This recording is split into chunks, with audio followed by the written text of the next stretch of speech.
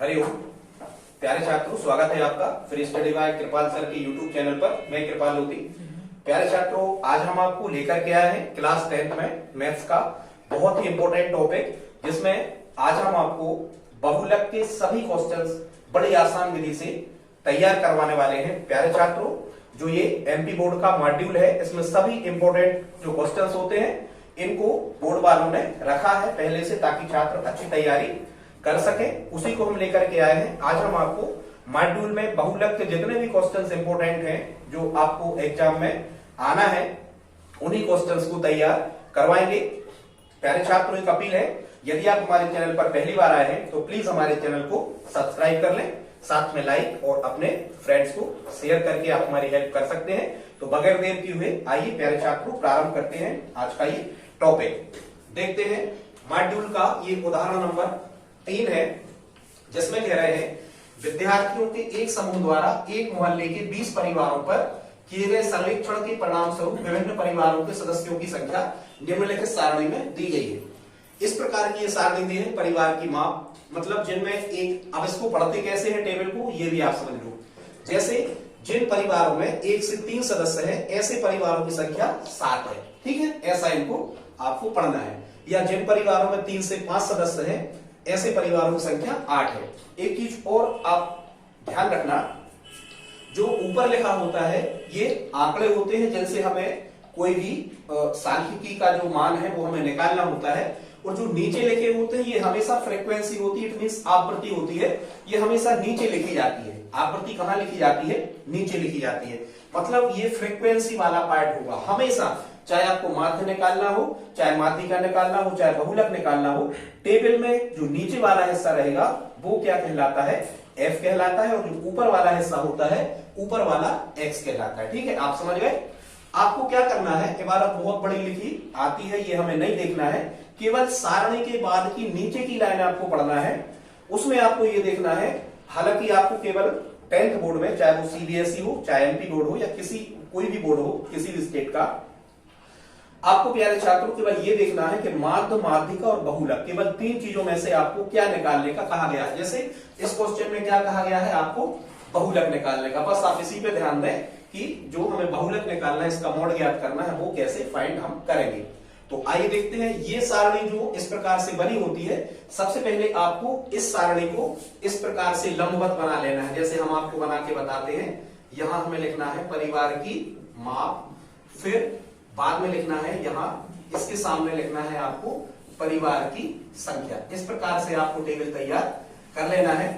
1 से 3 ये जो करते हुए लिखते हैं, 3 से 5, 5 से 7, 7 से 9 और 9 से कहां तक है? ये 11 तक है। ठीक है, इस प्रकार से इसको ऐसा आप बंद कर लें। उसके सामने की फ्रीक्वेंसी लिखें, ये एफ कहलाती है। 7, 8, 2, 2 और 1। ये आपको क्या करना है प्यारे छात्रों, बिल्कुल आमने सामने लिखना है। आप चाहे तो अपनी जो फेयर कॉपी होती है या बोर्ड एग्जाम में, जो फाइनल एग्जाम में आप लिखोगे, तो एक एक लाइन छोड़ के भी आप ये कॉलम बना सकते हो। लाइन तो खींची आती है, केवल आपको ये डेटा वहां पर भरना है। ठीक है, अब हम देखते हैं कि बहुलक निकालने का जो फार्मूला होता है वो क्या होता है। एक चीज और आप ध्यान रखना, जब आप समांतर माध्य निकालोगे या माध्यिका निकालोगे तो एक्स्ट्रा कॉलम आपको यहां पर खींचना पड़ते हैं। ठीक है, लेकिन जब आप बहुलक निकालोगे तो कोई भी एक्स्ट्रा कॉलम आपको ड्रा नहीं करना है, कोई भी एक्स्ट्रा कॉलम आपको नहीं खींचना है। सीधा आपको केवल ये लंबवत में सारणी आपको तैयार करना है और सूत्र लिख के सीधे आपको मान भर देना है। ठीक है, हालांकि आप जानते होंगे कि बहुलक क्या कहलाता है, अगले किसी पार्ट में हम आपको बताएंगे। हालांकि जो बहुलक होता है ये सबसे ज्यादा आवृत्ति और सबसे ज्यादा बारंबारता वाला जो पद होता है वो बहुलक कहलाता है। लेकिन कब? जब आंकड़े अवर्गीकृत लिखे हों, सीधे लाइन से लिखे हों। आज हम बहुलक निकालना सीख रहे हैं कैसे, जब आंकड़े वर्गीकृत हैं, मतलब इनमें ये वर्ग सीमाएं दी है, निम्न सीमा 1, उच्च सीमा 3, इस प्रकार से ये वर्गीकृत आंकड़ों का बहुलक हम निकालना सीखते हैं। इसके लिए आपको क्या करना है, एक फार्मूला होता है, इसको आप मेमोराइज कर लें, याद कर लें। बहुलक का प्यारे छात्रों जो फार्मूला होता है ये होता है z बराबर, z से शो किया गया है, हालांकि मॉड कहते हैं, z बराबर l प्लस, और फिर आप यहां लिख लें इस टाइप से 10/2102। ये आप 2 बड़े बनाए, बाकी ये सब कैसे बनाए? छोटे छोटे।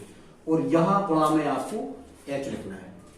ठीक है, 10/2102 और सभी जगह यहां f लगा देना है इस प्रकार से f1 f0 2f1 ठीक माइनस f0 माइनस f2 यहां बीच में माइनस लगाना है 2f1 के बाद माइनस फिर माइनस और यहां भी आपको माइनस लगाना है। ठीक है, अब हमें सूत्र में अपन क्या देख रहे हैं कि एक तो L है, L क्या कहलाता है f1 f0 ये हम आपको बताते हैं। सर्वाधिक बारंबारता वाला पद क्या कहलाता है, बहुलक कहलाता है। तो यहां हम देख रहे हैं कि फ्रीक्वेंसी में से हमें देखना है कि सबसे बड़ी संख्या यहां पर क्या लिखी है। तो बहुलक में बहुत इंपॉर्टेंट फैक्ट यहीं से प्यारे छात्रों प्रारंभ होता है बहुलक का निकालना। बहुलक निकालने में जो ये सारणी बनी होती है फ्रीक्वेंसी वाली, इसमें हम देखते हैं कि सबसे ज्यादा आवृत्ति किस पद की है। तो यहां हम देख रहे हैं इनमें से सबसे बड़ी संख्या क्या है, 8 लिखा है यहां। ठीक है, इसका मतलब 8 के सामने वाला जो ये वर्ग है इसको हम ऐसा पूरा ब्रैकेट में बंद कर लेते हैं। कहने का मतलब ये हुआ कि हमारा जो बहुलक वर्ग होगा, मतलब बहुलक का आंसर कहां छुपा है, बहुलक का आंसर छुपा है प्यारे छात्रों 3 से 5 के बीच में। और हमारा जो आंसर आएगा वो भी 3 से बड़ी संख्या और 5 से छोटी संख्या ही हमारा उत्तर होगा, ये तय पहले से हो जाता है। अब हमें यहां से ये f1 f0 f2 के मान चाहिए। तो ये सबसे ज्यादा जो बड़ी संख्या होती है ये कहलाता है प्यारे छात्रों f1।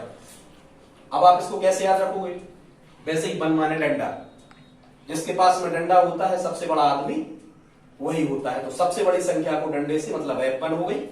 इसके जस्ट ऊपर की जो संख्या होती है प्यारे छात्रों ये f0 कहलाती है और इसके जस्ट बाद की जो संख्या होती है वो f2 कहलाती है। ठीक है, ये आपको सबसे पहले तो आपको क्या लिख लेना है, यहां हम आपको लिख के बताते हैं। चूंकि यहां सर्वाधिक बारंबारता वाला पद, सर्वाधिक बारंबारता या आवृत्ति वाला पद, सर्वाधिक बारंबारता वाला पद या सर्वाधिक बारंबारता वाला वर्ग क्या है, 3 से 5 है। अतः बहुलक वर्ग भी 3 से 5 होगा। ठीक, अब जब हमने यहां से बहुलक वर्ग प्राप्त कर लिया है तो ये सब हम मान यहां पर लिख लेते हैं। f1 बराबर कितना है 8, तो यहां हम लिखते हैं f1 बराबर 8। f0 कितना है 7, तो f0 बराबर 7 और f2 यहां पर कितना है प्यारे छात्रों, तो f2 कितना है 2। ठीक, अब यहां पर क्या बचा L और H। तो प्यारे छात्रों जो L होता है ये कहलाता है लोअर लिमिट। बहुलक वर्ग जैसे अपना 3 से 5 है तो 3 इसकी लोअर लिमिट है, इनिशियल्स ले लिया, L माने लोअर लिमिट, 3 L का मान होगा। ठीक है, ये निम्न सीमा 3 उच्च सीमा 5। तो हमें निम्न सीमा से मतलब है, मतलब यहां पे हमें L की वैल्यू कितनी मिल गई, तो L का मान रखना आप कितना 3। और जो H है ये वर्गों की हाइट कहलाती है, हाइट माने वर्गों की ऊंचाई, और ये ऊंचाई लंबवत में देखी जाती, 3 और 2 5 और 2 7 और 2 9 और 2 11, या यहां देख लो 1 और 2 3 और 5, ये वर्गांतर कहलाता है। क्या कहलाता है, वर्गांतर या वर्गांतराल। कितने का वर्गांतर है, एक में कितने जोड़े कि 3 हो जाए तो 2 का वर्गांतर है, या 3 और 2 5, जितने बढ़ रहे ऊपर से नीचे वो वर्गांतर कहलाता है। वो काय का मान कहलाता है h का। तो h की वैल्यू यहां पर हमें कितनी मिल जाती है प्यारे छात्रों 2। अब हमें यहां ये सब मान ऐसे लिख लेना है। इसके बाद में हमें ये फार्मूला लिखना है बहुलक का, और इस फार्मूला में ये वाले मान रख देना है। ठीक है, देखते हैं कैसे हम रखते हैं। तो ये हमें मिलेगा जब हम ये मान रख रहे होंगे, तो z बराबर L की जगह हम कितना रखेंगे 3, L की जगह 3 धन कोष्टक शुरू, f1 कितना है 8 है, तो f1 की जगह 8 ऋण f0 कितना है 7 है, f0 की जगह 7 बटे में 2f1, यहां 2 गुणा f1 है, मतलब 2 का f1 की वैल्यू में गुणा है। ठीक है, 2 गुणांक है f1 का, तो 2 गुणा और f1 कितना था 8, तो यहां हमने 8 रख लिए। ऋण f0 कितना है 7, तो यहां हमें 7 रखना है, माइनस f2 कितना है 2, तो यहां हमें 2 रखना है। और ये ब्रैकेट बंद करके h का मान, वर्गों की हाइट या वर्गों की ऊंचाई डिफरेंस है कितना था 2 था, तो यहां हमें कितना रख लेना है 2 रख लेना है। ठीक है, बराबर के नीचे बराबर लगाएं, 3 धन, सबसे पहले जो बोडमास नियम है प्यारे छात्रों वो ये कहता है आपको ब्रैकेट के अंदर का हल करना है। ठीक, देखते हैं यहां 8 में से 7 घटाएंगे, माइनस लगा तो कितना बचेगा 1। फिर यहां बोडमास नियम ये कहता है कि पहले भाग फिर गुणा, इस टाइप से, फिर जोड़ना घटाना, तो पहले हम गुणा करेंगे 2 8 ये 16 मिलेगा, और इसको भी हम निपटा लेते हैं, ऋण के 7 और ऋण के 2। तो ये हो गए समान चिन्ह, और ध्यान रखना समान चिन्ह जुड़ते हैं, असमान चिन्ह घटते हैं, समान चिन्ह जुड़ते हैं। यहां दोनों समान है। हाँ, वो एक बात अलग है, समान चिन्हों का गुणाधन होता है, ठीक है। यहां ऐसा नहीं होता, यहां समान चिन्ह जुड़ेंगे, 7 और 2 कितने होंगे, 9, और बड़ी संख्या के आगे का चिन्ह लगता है, चाहे समान जुड़े चाहे असमान घटे। तो ये 9 काय के होंगे, ऋण के, और गुणा ये 2 चौके 2। जब हम इसे आगे बढ़ाएंगे तो 3 धन 1/16 में से 9 घटे, कितना बचा, 7 बचा। और इसके बाद हमें क्या करना है प्यारे छात्रों, ये गुणा कर देना है। ये जोड़ेंगे हम बिल्कुल लास्ट में, गुणा पहले, जोड़ना घटाना बाद में। यहां गुणा करके हम 2 लिखेंगे, ठीक है। 2 के बटे कुछ नहीं है, कितना कर देंगे हम यहाँ 1, तो यह आ जाएगा 3 धन 2 एकम 2/7। अब ये मिला हमें z बराबर। अब इसको हल करने के कितने तरीके हैं, 2 तरीके हैं। या तो आप एलसीएम लो, जब संख्या बटे के रूप में लिखी होती है, फ्रैक्शन फॉर्मेट में भिन्न में लिखी होती है, वो बीच में धन या ऋण लगा होता है, तो प्यारे छात्रों हम लघुत्तम समापवर्त लेते हैं, ठीक है। नहीं आपसे लघुत्तम समापवर्त बन रहा है तो क्या करना है, 7 से रफ में 2 में भाग करो, जितना आ जाए 3 में जोड़ दो, ये आसान रहेगा, ठीक है। अब हम देखो यहाँ पर रफ कार्य करते हैं, तो अब हम क्या कर रहे हैं, अब हम 2 में भाग कर रहे हैं। जो ऊपर लिखा होता है ये फंसता है कोष्टकों के बीच में हमेशा। 7 से भाग करेंगे तो 7 से 2 छोटे हैं, इसलिए भाग नहीं जाएगा, तो भाग नास्ते 0। यहाँ हम 0 रखेंगे, 0 घटाएंगे, कोई अंतर नहीं। अब हम यहाँ दशमलव लगा के यहाँ 1 0 हर बार बढ़ाते हैं, ठीक है। 7 का दूनी पढ़ो, 20 से ज्यादा ना हो तो 7 दूनी 14, 7 के 21 ज्यादा हो रहे, ज्यादा नहीं कम रहे, तो 7 दूनी 14। 20 में से 14 घटी, कितना बचा, यहाँ 6 बचा। आप चाहें तो दशमलव के 1 अंक तक निकाल लें, आप चाहें तो 2 अंक तक निकाल के हम आपको बता रहे हैं। अब हम 1 0 यहाँ पर बढ़ाते जाते, कितना आ गया, 60 आ गया।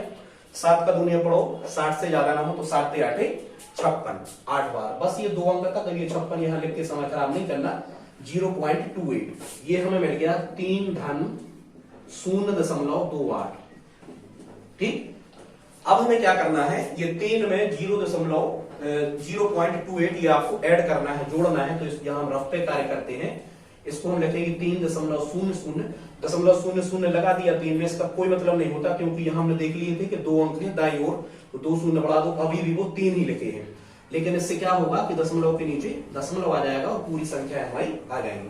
अब हम इनको जोड़ते हैं, 8 के 8 है 8, 2 के 2 ही 2, दशमलव के नीचे दशमलव, 3 और 0 3, मतलब ये हमारा आ गया 3.28। और प्यारे छात्रों ये जेड का मान आ गया।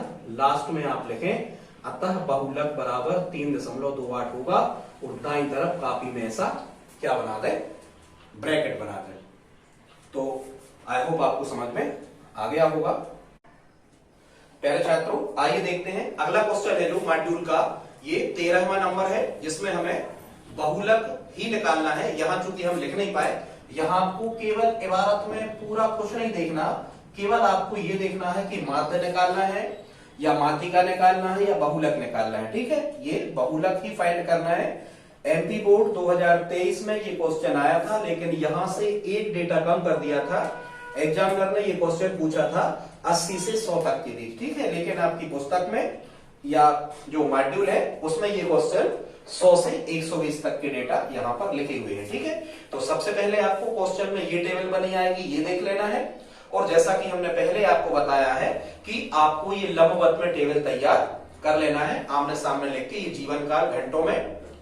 हाँ, एक चीज और आप ध्यान रखना कि जो आंसर आता है बहुलक का, ये उसी में आता है, जैसे ये घंटा शब्द लिखा है तो घंटों में ही इसका आंसर निकल के आएगा, ठीक है। ये कह रहे हैं जीवन काल घंटों में, कुछ आंकड़े हैं बिजली उपकरण के कि जो 0 से 20 घंटे तक चलता है, ऐसे 10 उपकरण हैं, ठीक है। इस टाइप का ये क्वेश्चन है। तो हमने आपको क्या बताया था कि बहुलक में आपको क्या देखना है, बारंबारता वाले कॉलम में देखना है सबसे बड़ी संख्या, मतलब सबसे ज्यादा बार जिसकी आवृत्ति होती है जिस पद की, वो बहुलक कहलाता है। हमें इसमें सबसे पहले बहुलक वर्ग ढूंढना है कि बहुलक हमारा कहां छुपा हुआ है। तो हम देखते हैं यहाँ ये डेटा जो हमने देखे, इसमें प्यारे छात्रों सबसे बड़ी जो संख्या दिख रही है वो क्या दिख रही है, 61, 61 यहाँ सबसे बड़ी संख्या है। तो 61 के सामने वाले कॉलम को हम ऐसे ड्रा कर लेते हैं। इसका मतलब क्या हुआ कि हमें बहुलक वर्ग मिल गया। क्या मिला बहुलक वर्ग, 60 से 80, इट मींस इसका मतलब ये है कि जो हमारा आंसर आएगा अब वो 60 से 80 के बीच की ही कोई संख्या आएगी। उत्तर 80 से अधिक नहीं हो सकता, वो 60 से कम नहीं हो सकता। ठीक है, ऐसे करके आप इसको चेक कर सकते हैं। तो आइए हम इसको प्रारंभ करते हैं। यहां पर लिखा क्या जाता है, यहां हमें लिखना है कि यहां सर्वाधिक बारंबारता, यहां सर्वाधिक बारंबारता 61 है, अतः 61 के सामने वाला वर्ग, ये आपको लिखना है पूरा, तभी आपको फुल मार्क्स मिलेंगे। अतः 61 के सामने वाला वर्ग, और 61 के सामने वाला वर्ग क्या है 60 से 80, तो ये लिख लेना है 60 से 80 ही बहुलक वर्ग होगा, ये आपको लिखना है। सबसे पहले हमने क्या ढूंढ लिया, बहुलक वर्ग। और जैसे ही हम बहुलक वर्ग ढूंढ लेते हैं या हमें मिल जाता है, पता कर लेते हैं, तो हमने आपको बताया था जो सबसे ज्यादा आवृत्ति या सबसे ज्यादा बारंबारता लिखा होता है, जो एफ वाले कॉलम में, वहां से हमें F1, F2 और F0 के मान फाइंड कर लेना है। ये सबसे ज्यादा जिसके पास होती है वो डंडा वाला होता है, मतलब ये F1 ये डंडा है, सबसे बड़ी संख्या 61 F1, इसके जस्ट ऊपर वाला F0 कहलाता है, और इसके जस्ट बाद वाला F2। ये बढ़ते क्रम में आपको ऐसे लिख लेना है। ठीक है, यहां आपको ये सब लिख लेना है। यहां भी हमने निशान लगा दिया, आप यहां भी लिख सकते हैं। तो यहां F0 कितना मिला, F0 मिला 52, F1 यहां पे कितना मिला, F1 मिला 61, और यहां पे F2 कितना मिला हमें 38। ठीक, अब हमें क्या फाइंड करना है, फार्मूला में आपको पता होगा L, लोअर लिमिट। तो ये 60 से 80 वाला जो वर्ग था, इसकी निम्न सीमा लोअर लिमिट कितनी है 60, तो ये L का मान कितना मिल गया हमें 60, 60। और यहाँ वर्गों की ऊंचाई क्या है, तो ये 20, 40, 60 लंबवत में आप देखें, चाहे इस तरफ देखें, यहाँ 20 का डिफरेंस है, 20 का अंतर है सब में। इसका मतलब H का मान कितना होने वाला है 30। अब हमें क्या लिखना है, बहुलक का फार्मूला। तो बहुलक का जो फार्मूला होता है, बहुलक Z बराबर L धन, आपको बड़ा कोष्टक लगाना है, यहाँ कोष्टक को क्लोज करना है, और यहां में लिखना है 10/2102, इस टाइप से सभी जगह यहाँ F लगाएं। ये 2F1 है, इतना ध्यान रखें, यहाँ F0 और यहाँ F2, इनके बीच में हमें 3 माइनस लगाना है, एक ऊपर और 2 नीचे। ये फार्मूला बन गया, और यहां गुणा क्या रखना है H। अब हमें सबके मान पता है, L हमारे पास कितना है 60 है, F1 देख रहे हैं आप 61 है, या यहां देख लो F0 52 है, और F2 कितना है 38। ये मान हमें इस फार्मूले में क्या करना है, रख देना है। रखते हैं तो हमें मिलेगा L माने कितना, L का मान है 60, यहां हम 60 रखेंगे, धन बड़ा कोष्टक F1 कितना है 61 है, तो यहाँ 61, F0 कितना है 52 है, तो यहाँ 52/2 गुणा F1, तो F1 कितना है 61 है, तो यहाँ 61 ऋण F0 कितना है 52 है, तो F0 की जगह 52 ऋण F2 कितना है 38, F2 कितना है 38, और गुणा कितना H। तो H माने वर्गों की ऊंचाई कितनी थी हमने लिख रखी, ये 20 का डिफरेंस है लंबवत में, कहीं भी किसी तरफ देख लो, तो H की जगह हम कितना रखेंगे प्यारे छात्रों 20। बस अब हमें इसे कैलकुलेट करना है। 60 धन, आप क्या करोगे 61 में से 52 को घटाओगे, तो 61 में से 52 घटेंगे तो यहाँ मिलेगा हमें 9, और 61 का 2 में गुणा करोगे तो 2 एकम 2, 2 × 12 122, और ये समान चिन्ह है दोनों। तो समान चिन्ह क्या होते हैं हमेशा, हमने आपको बताया था उस क्वेश्चन में पहले वाले में, समान चिन्ह हमेशा जुड़ते हैं। तो ये 52 और 38 हम जोड़ देंगे, 8 और 10 का 0, यहाँ से ले 5 और 2 7 और 1 8, ये कितने होने वाले हैं प्यारे छात्रों, नहीं सॉरी, ये 8 और 10 का 0, यहाँ से ले 3 और 5 8 और 1 9, ये कितने हो गए 90, और गुणा यहाँ कितना करना आपको 20। अब हम जब इसे सिंप्लीफाई कर रहे होंगे तो 60 धन 9 बटे, अब आपको ये असमान चिन्ह, इसका प्लस और इसका माइनस, असमान चिन्ह हमेशा घटते हैं। 122 में से आपको 90 घटा के देख लेना है, आप डायरेक्ट नहीं घटा पा रहे तो इस प्रकार से आप लिख लो, 122 में से 90 घटाओ, 2 के 2 ही 2, 12, 2 को माने 12, 12 में से 10 घटे, तो 12 में से 10 घटे कितना बचा 2 बचा, और 1 में से गया 0, मतलब हमारा घट के कितना आ गया 22 आ गया, 122 में से हमें कितना घटाना था 90, 2 को माने 12, और 12 में से 9 गए, कितना बचा यहाँ पर 3 बचा, और ये 1 में से गया 0, मतलब यहाँ 32 आ गया, कितना आ गया यहाँ पर 32 आ गया और गुणा यहाँ पर ये 20 आपको जो कहते हो लिखना। फिर क्या करना है, ये प्लस लगा है और गुणा लगा है, तो पहले आपको क्या करना है, कोष्टक खोलना होता है। पहले आप काय हल करोगे, गुणा को जब आप पहले हल कर रहे होंगे तो 60 धन 9 गुणा 20 और बटे कितना है 32। प्यारे छात्रों, इसको हल करने के दो तरीके हैं, या तो आप इस 20 का 9 में गुणा कर दो फिर 32 से भाग लगा दो, या यहाँ पर गुणा लगा हुआ है तो ये 20 और 32 या 9 और 32 देख लो क्या किसी एक सी संख्या से कट रहे हैं, कैंसिल आउट हो रहे हैं। यदि कट रहे हैं तो काट लो, आसान हो जाएगा, ठीक है, क्योंकि फिर भाग करने में आपको 32 का पहाड़ा बनाने में समस्या जाएगी। तो हम 4 से काट ले रहे हैं। 4 का दूनी पढ़ो, वो 4 ऐसी संख्या है जिसका भाग 20 में लगता है और 4 का ही भाग कितने में लग रहा है, 32 में। तो 4 पंचे 20 और 4 अट्ठे 32। अब हमें 45 बटे 8 नीचे चल रहे थे तो 8। फिर हमने आपको क्या सिखाया है, या बटे में संख्या लिखी है, बीच में धन ऋण लगा रहे हैं तो लघुत्तम समापवर्त लिया जाता है। दिस इज रूल, ये नियम है, ऐसा हमेशा होता है। गुणा लगा होता है तो काटे जाते हैं, भाग लगा होता है तो नीचे के हर को पलट के लिखते हैं, ठीक है। खैर, अब हम इसको कैसे सॉल्व कर सकते हैं आसान विधि से, कि 45 में 8 से भाग करेंगे, जो भी आंसर आएगा, हालांकि वो डेसिमल में आएगा क्योंकि 8 का भाग 45 में पूरा नहीं लग रहा, और जो भी दशमलव में हमारा इसका रिजल्ट मिलेगा उसको हम 60 में धन लगा तो जोड़ देंगे और हमारा आंसर आ जाएगा। तो रफ में हम करके देखते हैं 8 से भाग करके देखते हैं 45 में। 8 का दूनिया पढ़ो, 45 से ज्यादा ना हो, 8 पंचे 40, 8 48 ज्यादा हो रहा है, ज्यादा नहीं कम, तो 8 पंचे 40 कितना बचा 5।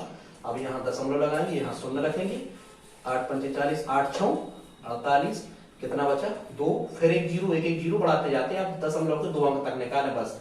8 का दूनी पढ़ो, 20 से ज्यादा ना तो 8 दूनी 16, बस 5.62। तो यहाँ में जेड बराबर मिला 60 धन 5.62। अब हम रफ में क्या करेंगे, ये 60.00 में 5.62 जोड़ देंगे। 60.00 रख दो, कोई अंतर नहीं पड़ता क्योंकि दशमलव के बाद 2 अंक थे, इसमें हम जोड़ेंगे 5.62। इस प्रकार से लिख के जोड़े जाते हैं, 2 6 5 के 5 6 के 6। तो ये हमें जेड बराबर मिलेगा 65.62। और ये आप एक बार अतः करके लिख दिया करें कि अतः हमारा जो बहुलक होगा वो 65.62 घंटे होगा, और लास्ट में आप आंसर लिख दो, या घंटे चाहो तो आप लिख सकते हो। हालांकि प्रत्येक आंसर में इकाई लिखी जाती है। इस प्रकार से ब्रैकेट में आपको क्या कर देना है, बंद कर देना है। तो प्यारे छात्रों, हमने आपको 2 क्वेश्चन पूरे कराए, एक क्वेश्चन रह गया है बहुलक का जो मॉड्यूल में दिया है, वो भी हम आपको पूरा करवा देंगे अगले किसी वीडियो में। प्यारे छात्रों, एक अपील है, प्लीज हमारे चैनल को सब्सक्राइब कर लें, साथ में बेल आइकन पर भी क्लिक करें ताकि सबसे पहले नोटिफिकेशन आपको मिलता रहे। हम पूरी मैथ्स मॉड्यूल की आपको ऐसे 10 15 20 मिनट की वीडियोस लाकर कंप्लीट करा देंगे, ठीक है। तो प्यारे छात्रों, मिलते हैं अगली वीडियो में, तब तक के लिए जय हिंद जय भारत।